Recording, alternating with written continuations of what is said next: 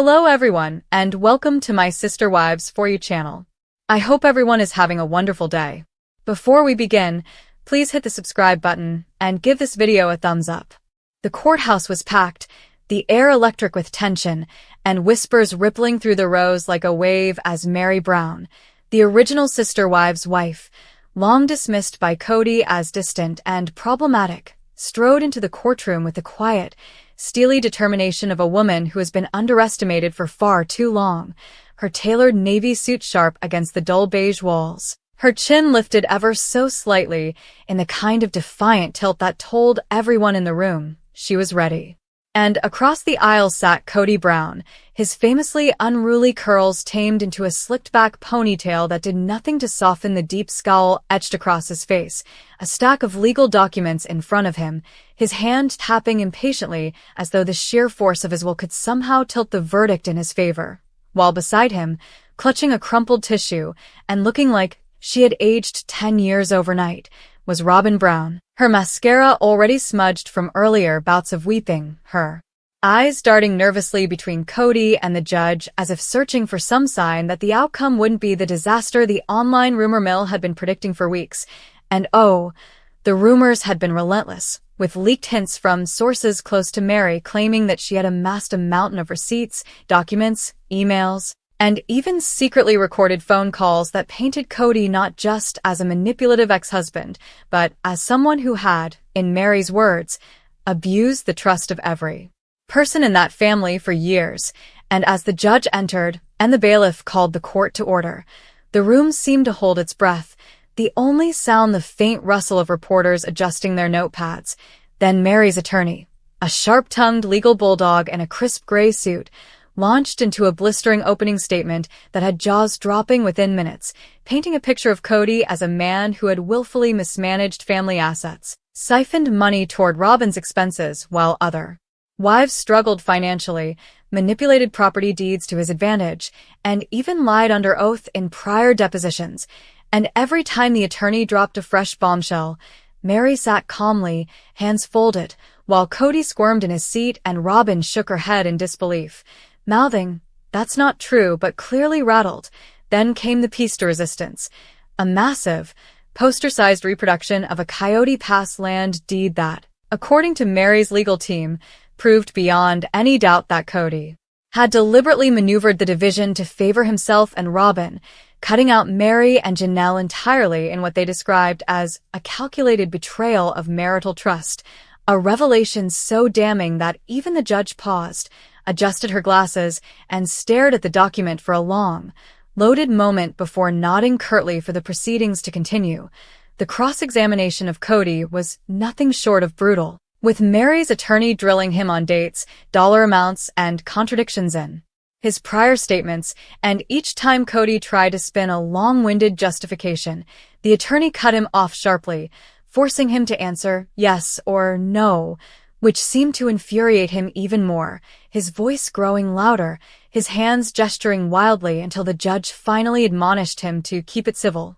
Meanwhile, Robyn could no longer hold back her tears, her quiet sniffles growing louder until at one point she buried her face in her hands, prompting Kodie to reach over as if to comfort her, only for her to flinch away slightly, a micro-moment that did not go unnoticed by the dozens of reporters scribbling furiously in the gallery. Then, after hours of damning testimony, character witnesses, including a shock cameo from Janelle via video link, who coolly corroborated Meri's claims about financial favoritism, and more than one tense sidebar between the judge and attorneys, the moment of truth arrived. The verdict: the judge, a no-nonsense woman with a reputation for hating theatrics, read from a prepared statement that in the court's view, the evidence overwhelmingly supported Meri's claims of financial misconduct and breach of fiduciary duty, and that as such, judgment would be entered in her favor, awarding her not only a substantial financial settlement but also full legal ownership of the disputed Coyote Pass parcel, a ruling that sent an audible gasp through the room and had Meri's small entourage of supporters clutching each other in silent, tearful triumph. And then came the line that would be replayed on every entertainment news loop for the next month. "Mr. Brown, your conduct toward the plaintiff has been In this court's opinion, self-serving, inequitable, and unbecoming of someone who professes moral leadership, the judge declared, her tone icy, before adding, "This court will not be party to the continued enabling of such behavior." Kodie's jaw tightened, his lips pressed into a thin white line, and Robyn? She outright collapsed against the table, sobbing so loudly that the bailiff actually took a step toward her as if unsure whether she needed medical assistance, while Meri rose slowly from her seat, collected her papers, and walked toward the exit without so much as a glance at the man who had once been her husband, her heels clicking on the polished floor like the punctuation mark at the end of a long, hard-fought sentence. Outside, the courthouse steps were a frenzy of flashing cameras and shouted questions, and though Meri gave no formal statement, the faintest smile played at her lips as she slid into a waiting car,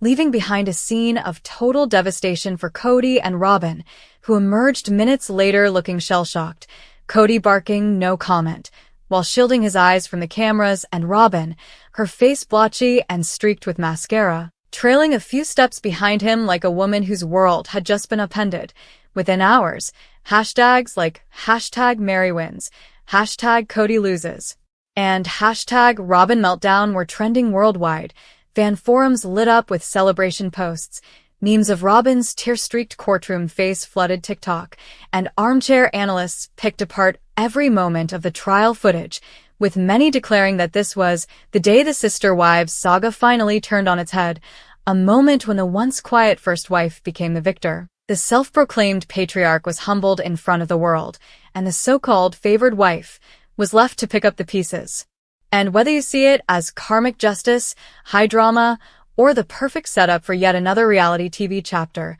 one thing is undeniable. Meri Brown didn't just win in court, she rewrote the ending to her story, and the shockwaves from that verdict will be felt in the Brown family and across reality TV for years to come. As the courthouse emptied and news vans revved their engines to chase any angle they could grab, the fallout from Meri Brown's legal victory began to unfold in real time, both on the ground in Flagstaff and across the digital landscape, where Sister Wives fans had been live tweeting every single development, their feeds now exploding with celebratory gifs, side by side, then and now, photos of Meri's transformation from the quiet, often tearful first wife to the poised, victorious woman striding out of court, and slow-motion replays of Robyn's courtroom collapse set to everything from dramatic violin music to clown horns. But inside the building, away from the shouting reporters and flashing cameras, the scene was far from over, because according to multiple courthouse insiders who spoke to entertainment bloggers within the hour, Kodie and Robyn lingered in the hallway with their legal team for nearly 20 minutes. Voices raised, their faces flushed with a mix of disbelief and panic. As the reality of what had just happened sank in, one source described Kodie pacing like a caged tiger, running his hands through his hair, now loose and frizzing with static, and muttering about biased judges and Meri playing dirty, while Robyn kept pressing a wadded tissue to her nose, her sobs muffled but punctuated by occasional, trembling accusations toward Kodie. "You said she didn't have anything. You said she couldn't win." The tension was so thick that at one point, their own lawyer reportedly stepped back, hands raised, telling them both that they needed to cool down before considering any kind of appeal, but Kodie, still bristling with wounded pride, allegedly shot back that he wouldn't let Meri get the last word, which, ironically, only fueled Robyn's visible anxiety, because while the financial blow was substantial, the real wound for her seemed to be the public humiliation, the knowledge that millions of viewers, including every single one of their most vocal critics, were watching this loss in high definition, replaying her most unflattering moments on loop, dissecting every sniffle and facial twitch. Meanwhile, Meri, in stark contrast, was already on her way to a post-trial dinner with a small circle of friends and supporters at an upscale Flagstaff restaurant, where, according to a server who couldn't resist leaking details to a local gossip Instagram account, she toasted her victory with a glass of champagne, laughed more in an hour than she had in years, and even joked about putting up a for sale sign on the Coyote Pass land she'd just won, quipping that she might get more peace selling it to a stranger than letting Kodie ever set foot on it again. the symbolism wasn't lost on fans. The woman who had once clung to the idea of plural family unity was now gleefully dismantling the last physical tie that bound her to that life, and in doing so, she wasn't just walking away. She was walking away richer, freer, and more self-assured than anyone could have predicted back when she was the soft-spoken peacemaker in Season 1. And oh, the internet was eating it up, with TikTok users staging reenactments of the verdict using everything from Barbie dolls to courtroom filters, Twitter/X threads compiling best moments from the trial, with screen grabs of the judge's icy glare at Kodie, and Reddit blowing up with theories about how this ruling might affect not just the Browns' personal dynamics, but the entire Sister Wives franchise. Because make no mistake, this wasn't just a legal loss for Kodie, it was a public branding disaster. The kind of thing that could redefine his reality TV persona forever, and Robyn's meltdown wasn't helping. Already, multiple entertainment outlets were running stills of her crumpled, tear-streaked face alongside headlines like "From Queen to Collapse." And the day Robyn's crown slipped, insiders close to TLC, speaking under strict anonymity, whispered that network execs were deeply concerned about the optics, torn between the undeniable ratings boost this drama could bring and the very real risk that Kodie and Robyn's implosion could alienate what remained of their sympathetic audience. And one even admitted that this trial just handed Meri the hero edit for the next season, whether Kodie likes it or not. Back in the courthouse parking lot, the drama continued when Kodie and Robyn were intercepted by a swarm of reporters, one of whom asked point-blank if they would be appealing the verdict, prompting Kodie to bark, "We're not done," before shoving his way past, his arm protectively but awkwardly around Robyn, who kept her head down and avoided eye contact with the cameras, an image that was instantly compared to paparazzi shots of fallen celebrities, leaving scandal-ridden courtrooms. But perhaps the most telling moment came not from the Browns themselves, but from Christine Brown, who couldn't resist posting a cryptic Instagram story later that afternoon, a photo of a sunset over Utah with the caption, "Sometimes the universe delivers exactly what's deserved," followed by a winking emoji, a move that sent her followers into a frenzy and sparked a whole new wave of speculation about just how much the other ex-wives had been rooting for Meri's victory all along. Janelle, for her part, remained publicly quiet, but a fan account claimed she had been spotted in Flagstaff the day before the verdict, fueling rumors that she'd been called as a last-minute witness for Meri's side, something that, if true, would add yet another layer of betrayal to Kodie's mounting list of grievances. As the day wore on, news outlets ran wall-to-wall coverage, splicing together archival Sister Wives clips of Kodie dismissing Meri's concerns with fresh footage of him looking cornered and furious in court. The juxtaposition creating a narrative arc that was almost cinematic in its irony, and late-night talk show hosts wasted no time making jokes about never underestimating the first wife, with one quipping that Meri had just pulled off the reality TV version of an Avengers-level victory. Meanwhile, Robyn, already battered by the unflattering media coverage, reportedly went into full damage control mode behind the scenes, reaching out to sympathetic fan groups, and even drafting a tearful Instagram Live statement that sources say she was talked out of posting at the last minute by a TLC